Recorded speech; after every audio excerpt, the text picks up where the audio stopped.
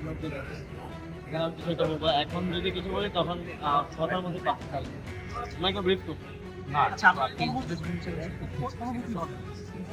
উপদেষ্টা হিসেবে শপথ নিচ্ছেন আপনি, আপনি আপনার দায়িত্বটা কিভাবে পালন করবেন, যেখানে আপনার আসলে এই বিষয়ে শপথ নেওয়ার আগ পর্যন্ত কিছু করার না, নেই। কিন্তু আপনি যেহেতু আপনার যেহেতু অভিজ্ঞতা কম, ঠিক আছে, তো আপনি এই চ্যালেঞ্জটা কিভাবে মোকাবেলা করবেন? আমাকে একটা প্রেসিডেন্ট হবে, আমি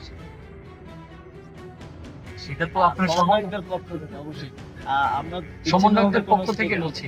সমন্বয়কদের পক্ষ থেকে, এবং আমরা সমন্বয়কদের মধ্যে যে দুইজন উপদেষ্টা হিসেবে আছে তাদের তাইব ইসলাম আর বাংলাদেশ ব্যাংকের সাবেক গভর্নর সালেউদ্দিন আহমেদ, অধ্যাপক ডক্টর আসিফ নজরুল, আদিলুর রহমান খান, হাসান আরিফ, তৌহিদ হোসেন, সৈয়দা রেজওয়ানা হাসান, মোহাম্মদ নাহিদ ইসলাম, আসিফ মাহমুদ সজীব ভুইয়া, অবসরপ্রাপ্ত ব্রিগেডিয়ার জেনারেল এম শাখাত হোসেন, সুপ্রদীপ চাকমা, ফরিদা আখতার, বিধান রঞ্জন রায়, আফম খালিদ হাসান, নূরজাহান বেগম, শারমিন মুর্শিদ, ফারুকি আজম, এই নামগুলো কিন্তু যে আমাদেরকে জানানো হয়েছে অল্প কিছু সময় পরে।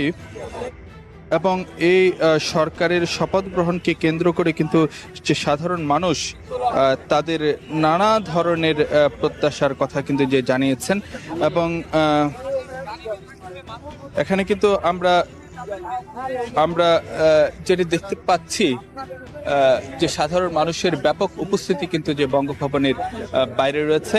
এবং এখানকার মানুষ যেটি বলছেন যে তারা এখন যে বাংলাদেশকে একটি নতুন যাত্রাপথে কিংবা নতুন সূচনার পথে তারা দেখতে চান, এবং সেখানে যাতে যে কোনো ধরনের বৈষম্য না থাকে, অর্থাৎ যে এই ছাত্র জনতার যে আন্দোলন হয়েছিল সেটির মূল বার্তাই ছিল যে বৈষম্যের যেন কোনো ঠাঁই না থাকে।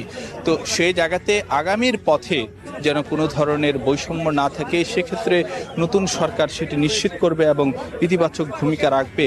এই প্রত্যাশার জায়গাটি কিন্তু যে এখানকার সাধারণ মানুষ এবং যে সমাজের নানা স্তরের যে প্রতিনিধিরা তারা জানাচ্ছেন।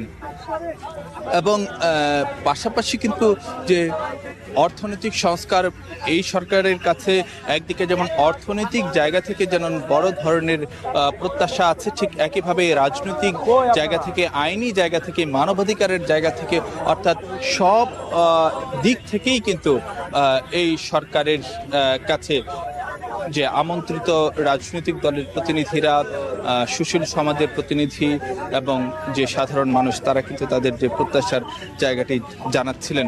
এবং তারা প্রত্যাশা করেন যে এই সরকার তাদের যে আশার জায়গাগুলো রয়েছে বা স্বপ্নের জায়গাগুলো রয়েছে সেইগুলো পূরণ করার ক্ষেত্রে ভূমিকা রাখবে। এবং তারা যে কথাটি বলছেন যে এখানকার যেই যাত্রা, সেটি আসলে যে তাদেরকে নতুন করে স্বপ্ন দেখাতে ভূমিকা রাখছে, এবং সেই স্বপ্নের পরিধি অনেক বড়, এবং সেই